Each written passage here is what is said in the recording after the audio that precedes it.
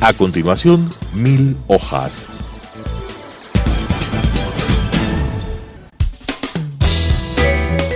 Clasificación B, bajo supervisión de un adulto.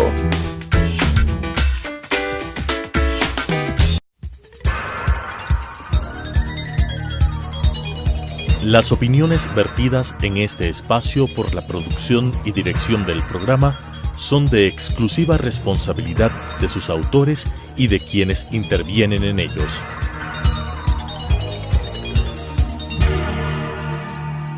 Telesucesos Canal 29 UHF presenta 1000 hojas. Extraer la verdad, preservar la memoria y exigir la rendición de cuentas con la conducción de Cristian Zurita, Catherine Erazo y Marta Roldós. 1000 hojas. Amigos televidentes, muy buenas noches, bienvenidos a este martes 17 de enero, el segundo programa que tenemos de 1000 hojas TV a través de las pantallas de Telesucesos, hoy nuevamente con la compañía de Marta Roldós. Marta, qué gusto tenerte acá en este espacio que en teoría debemos compartir los dos. Bueno, sí, muchísimas gracias. Yo realmente estuve fuera, precisamente en un encuentro de Naciones Unidas sobre el tema del derecho al Internet. Es una cosa interesante que también luego haremos un programa. Pero creo que el día de hoy, martes, hay algunas cosas que quedaron de la semana pasada que me gustaría mencionar. Y una de esas es el tema de por fin la condena definitiva del señor Valdivieso Larco, responsable del abuso sexual, en este caso El Principito. Lo menciono porque fue justamente 1000 hojas, además de otros medios digitales, los que destacamos este caso que se quería dejar en la impunidad. Y me llevó a la reflexión que quisiera compartir contigo, de que más allá de los terribles casos de corrupción que hemos vivido en la década del correísmo, el silencio, la censura, la intimidación que se estableció durante la década de Rafael Correa fue el caldo de cultivo de algo todavía más atroz. Y estoy hablando de la impunidad de un ejercicio largo de protección que se dio durante esta década a personas acusadas de pederastia. Y esto tanto en casos individuales y notables como el caso del Principito, Glass Viejo, el caso de la Embajada de Costa Rica, como en los casos que ya hemos visto más masivos en términos de los planteles escolares. El último y el peor de todos, el desatado hace pocas semanas en el caso de Loja. Pero vale un poco tener un punto de partida que inicia de alguna manera a mediados de la Revolución Ciudadana, que es el caso, primero el caso de la familia de Vinicio Alvarado y su sobrino, que estuvo directamente involucrado en un acto en Costa Rica, pero de alguna manera no tenemos la posibilidad de comentarlo por falta de información, pero sí tenemos un punto de partida y es el que tú directamente estuviste involucrada, que fue el caso Glass Viejo. O sea, puede entenderse que es el punto de partida para comprender todos estos procesos de abusos masivos que han existido contra niños y adolescentes. Mira, yo creo que el caso Glass Viejo es un poco especial, sin embargo entra dentro de los otros casos. Y es un caso además donde a mí lo que me llamó mucho la atención es que tú tuviste a las autoridades, incluso del Consejo de la Niñez, persiguiendo a quienes denunciaban la violación.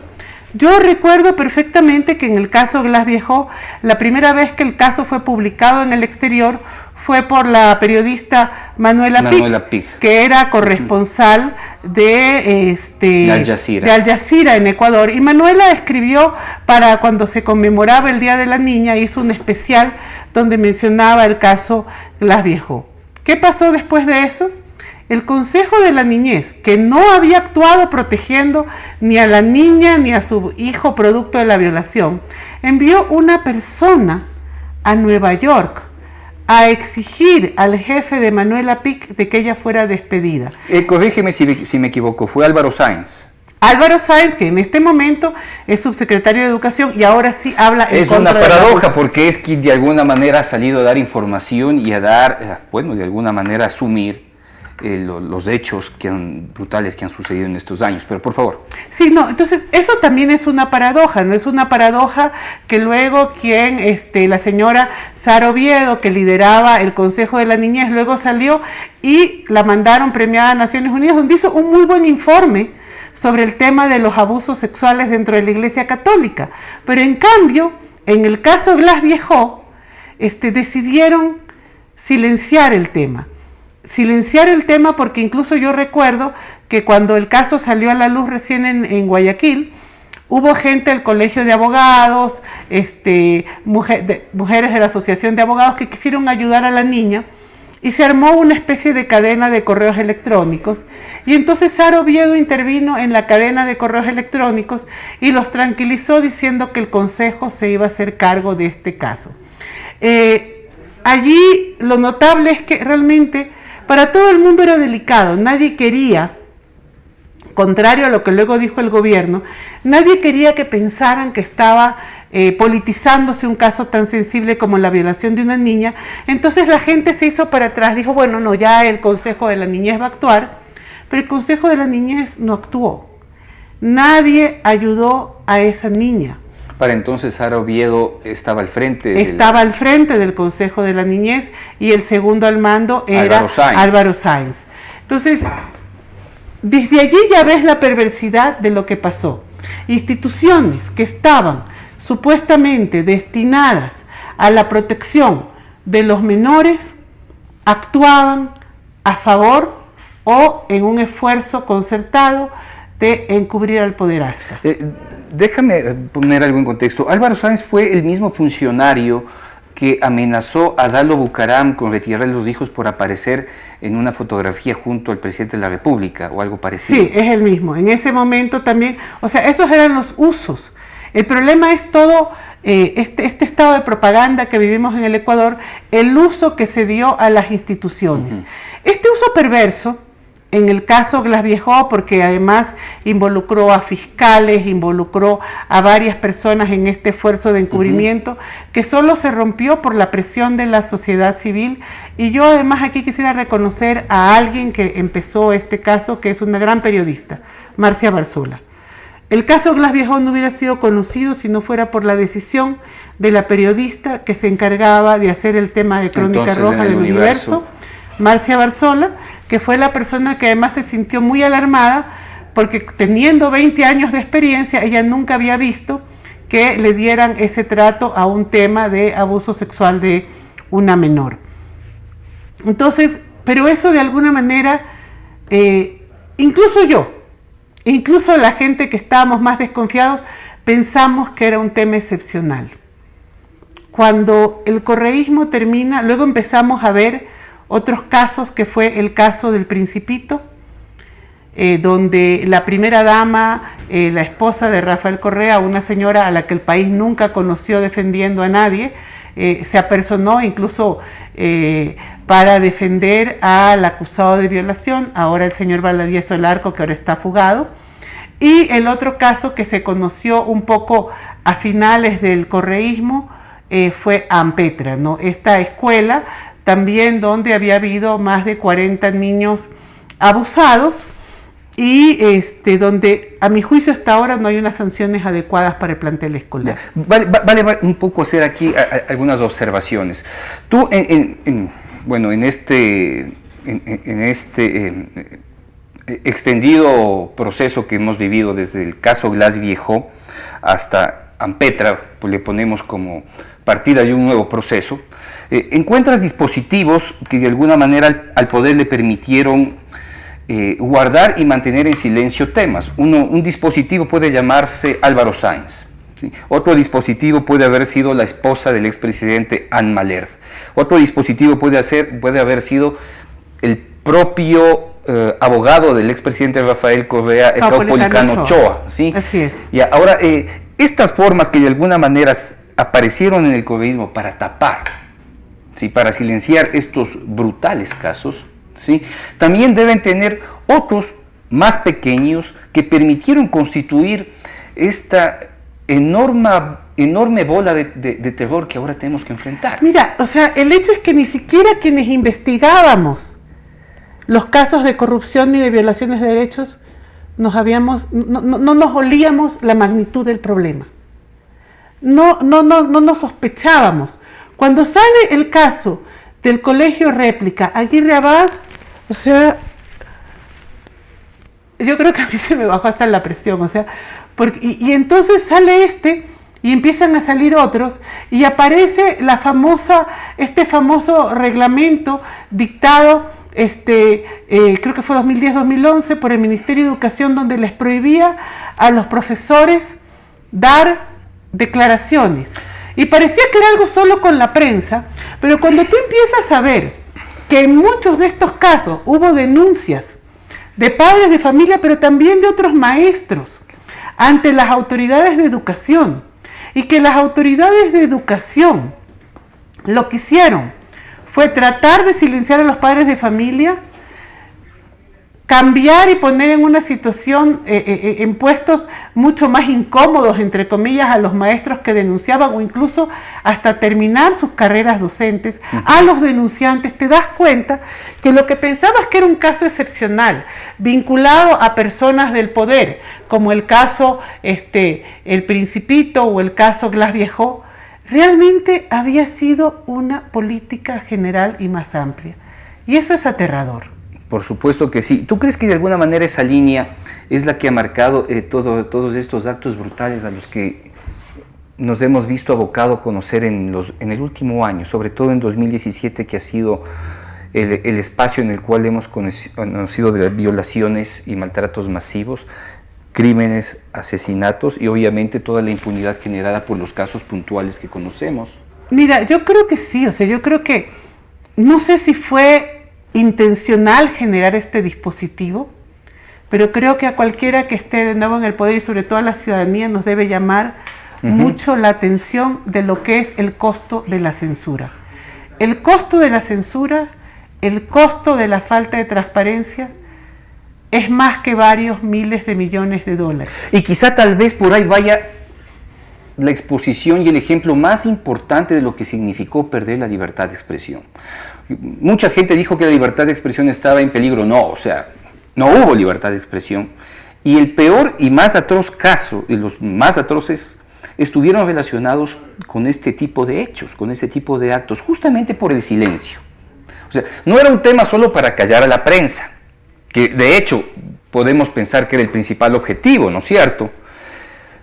Pero detrás venía una cadena mucho más infame, que solo ahora podemos tratar de entender. Yo creo que no hemos todavía terminado de construir un discurso claro con respecto a lo que ha significado la pérdida de libertad de expresión en estos 10 años, en esta enorme derrota del correísmo, ¿no? O sea, 10 años, ¿sí?, de silencio han terminado provocando esta enorme brutalidad de violaciones masivas. Mira, yo ahora justamente veía un aniversario más del horror que fue la desaparición de los hermanos Restrepo, y obviamente con justicia me parece que se responsabiliza al régimen de Febres Cordero por haber creado el clima que permitió que estos chicos desaparecieran y que además se generara la impunidad en torno a su desaparición. Yo creo que en temas en lo que atañe a la pederastia y a la violación de más de 800 niños, porque yo hasta perdí la cuenta, son más de 800 casos, hay una responsabilidad directa de Rafael Correa. Es decir, el correísmo generó un escudo. El correísmo generó un escudo y una protección y un clima de silencio e impunidad que permitió que estos casos se dieran. Y además lo que me preocupa es que aún no ha terminado, porque la actuación de Silvia Salgado, quien estuvo a cargo de la Comisión Ampetra, me parece que nos deja con una gran desazón a quienes esperábamos que desde la Asamblea por fin se retome esta defensa de los derechos ciudadanos y de la transparencia. ¿Podemos decir que la Comisión Ampetra también es parte de uno de esos dispositivos del silencio? Bueno, yo vi con mucha preocupación la salida de alguien que ha estado impulsando estas investigaciones, como es Sibel, Sibel Martínez del proyecto en contra del acoso escolar. Y obviamente a mí me preocupa que nos quieran hacer desaparecer la responsabilidad, decir, esto ya lo tiene fulanito, esto pasó para acá. No, no, no. La señora Cilia Salgado es responsable, si está liderando una comisión de la Asamblea que está investigando eso, a ella le toca dar seguimiento de lo que estén haciendo cada una de las instituciones que esté investigando. A ella le toca dar seguimiento de lo que se haga en el Ministerio de Educación, le toca dar seguimiento de lo que esté actuando tanto el Consejo de la Judicatura como la Fiscalía. La señora no puede lavarse las manos del tema. Y yo creo que además hay una cosa adicional, que el trágico caso de la niña Benavides de Loja también nos deja con una preocupación vinculada también probablemente al caso del colegio Aguirre Abad, el réplica Aguirre Abad en Guayaquil, que es el tema de cuántos de estos casos de pederastia y de abuso de niños tiene además que ver con el tema de una posible red de pornografía infantil. Creo que eso es algo que las autoridades deben investigar con más detenimiento, seriedad, y ojalá también pidiendo ayuda internacional, pidiendo asistencia a la Interpol y a otros cuerpos policiales internacionales que se especializan en este tipo de investigaciones. Bueno, simplemente se han puesto las preguntas en escena y todavía no hemos observado o no hemos tenido el criterio firme de algún miembro de la Fiscalía General del Estado que diga vamos a investigar esta línea que de alguna manera está abierta, está expuesta en la sociedad, todo ese tema de y una cosa adicional, infantil. Hay un tema que a mí me parece muy grave. Creo que, y que me pareció muy grave la actuación de la Asamblea en el tema de blindar al señor Augusto Espinosa. Es vergonzoso que quien lideraba el Ministerio de Educación ahora lidere la Comisión de Educación en la Asamblea. Que no se les ocurra a los asambleístas que eso sea un problema, sobre todo a las autoridades del CAL, que no se les ocurra que hayan bloqueado además el juicio político que se propuso a Augusto Espinosa. Eso me parece muy grave. Y de eso tiene que respondernos, y yo creo que es el siguiente segmento que quisiéramos hacer de este programa hoy, tiene que respondernos el presidente de la Asamblea, José Serrano. Sí, pero antes de pasar al tema de José Serrano, valdría pensar el papel de la oposición con respecto a la legitimidad que tiene el exministro Espinosa al frente de la Comisión de Educación. O sea, debería existir una posición más radical con respecto a los opositores y la presencia de Espinosa allí. ¿Tú no crees? Yo estoy eso? totalmente de acuerdo. Me parece que fue muy interesante y que yo valoré mucho. Me parece que fue la asambleísta de Creo por Loja, Yanine Cruz, que ella buscó, hizo un esfuerzo muy grande por enjuiciar a Espinosa.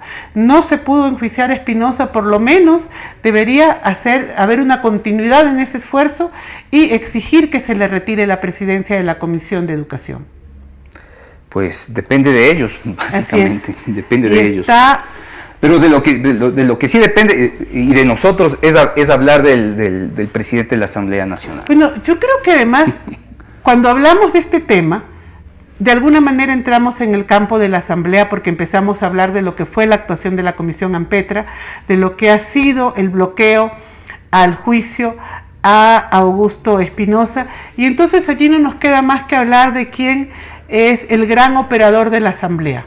Y el gran operador de la Asamblea, el hombre fuerte de la Asamblea, el que media entre los bloques, los escindidos bloques de país, leninistas y correístas. Excorreístas.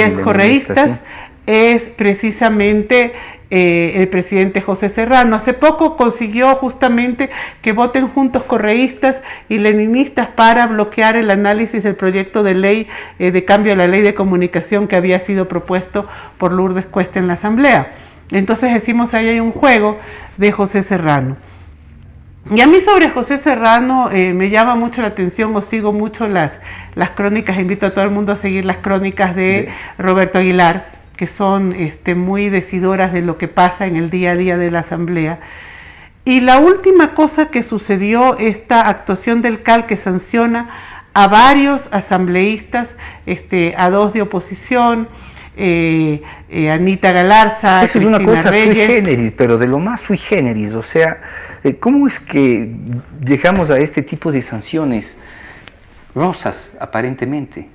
O sea, hay una visión en eso de que es considerar a la Asamblea no como un espacio donde las fuerzas políticas debaten y deliberan, sino como una especie de escuelita donde el rector es José Serrano.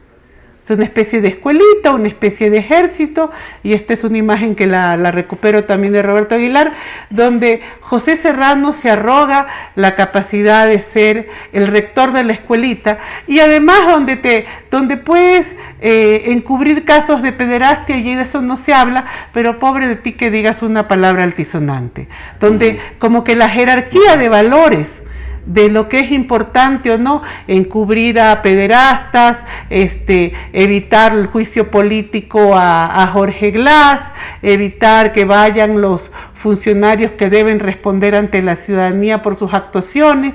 Ese tipo de cosas no tienen ningún tipo de sanción en la Asamblea, pero lo que se sanciona son las palabras altisonantes. Es una especie de... Pero entonces nos recuerda, y a mí me recuerda quién era José Serrano antes de ser el presidente de la Asamblea. Y José Serrano era el ministro de la represión del correísmo. En este país donde la gente pretende reinventarse muy rápido y donde...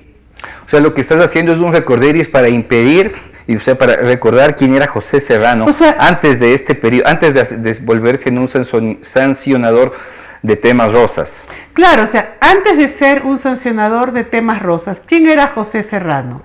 Era un perseguidor. Era un perseguidor, fue la persona que como ministro del Interior mandó a agarrar preso al pobre señor que había transportado un monigote. Todo esto obviamente dentro de toda la maquinaria correísta de la represión, pero yo todavía me acuerdo del señor San Pedro al que lo detuvieron como si fuera un gran narco por haber transportado un monigote en su camioneta, ¿no? Un monigote para un evento de protesta contra el correísmo. Fue acusado de terroristas y más. Terrorismo. Exactamente, Terrorismo. O sea, un chofer por llevar un monigote fue acusado por terrorismo. Sí. Eso se lo debemos a José Serrano. José Serrano es uno de los partícipes de eso, ¿no? Yo, yéndome así como en esas películas para atrás, que uno va para atrás, o sea, empezando con lo más cercano para atrás y yendo cada vez más atrás. Le debemos también la confrontación y polarización general en el pueblo, en el pueblo amazónico, se me va de Sarayaku, ¿sí? En el cual supuestamente iba a ingresar a capturar a Fernando Villavicencio, y a Clever Jiménez y al doctor Carlos Figueroa, y puso en una condición de terror, en condición de terror a una población que no está acostumbrada a ver militares, a ver sobrevolar helicópteros prácticamente sobre sus cabezas, o sea...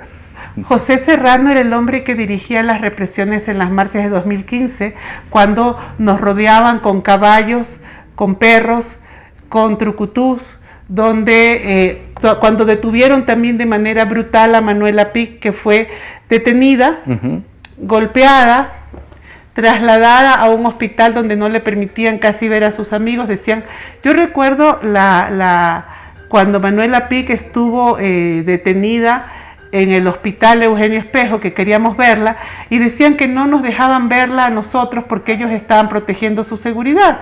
Y yo recuerdo haberle dicho a un policía, pero si los que le rompieron la cabeza fueron ustedes, no nosotros, ¿no? Claro, exactamente. Claro, o sea, sus amigos no podíamos verla, pero le fue, estaban protegiendo las personas que le rompieron la cabeza. Y además esa noche de detención de Manuela Pic, recuerdo que nosotros decíamos, ¿por qué está detenida? Y decían, porque sus papeles no están en regla. O sea, y tanto estaban en regla sus papeles que al día siguiente recién le cancelaron la visa. Tenemos apenas 2 minutos para cerrar esto, pero vale que puedas hacer un cierre con respecto a estas nuevas actitudes del presidente de la Asamblea, que con temas de forma trata de colocar una cortina de humo sobre los temas de fondo. Claro, o sea, mira, esa visión, entre comillas, disciplinaria de José Serrano, uno debería decirle, señor José Serrano, eso le podía funcionar mal, violando derechos, pero todavía digamos que parecía con algún nivel de compatibilidad con un ministro del Interior. Eso no es compatible con un presidente de una Asamblea Nacional que se supone que es un órgano deliberativo. Bueno, amigos televidentes, muchas gracias por acompañarnos en este diálogo, y esperamos que pues podamos hacerlo más continuamente así y hablar sobre los temas que publicamos en nuestro portal y de los trabajos que estamos acostumbrados. Qué gusto, pues Marta, amigos televidentes, muy buenas noches, les esperamos el próximo martes. Las opiniones vertidas en este espacio por la producción y dirección del programa son de exclusiva responsabilidad de sus autores y de quienes intervienen en ellos.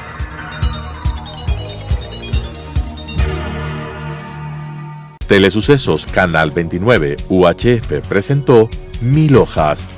Extraer la verdad, preservar la memoria y exigir la rendición de cuentas, con la conducción de Cristian Zurita, Caterina Erazo y Marta Roldós. 1000 hojas.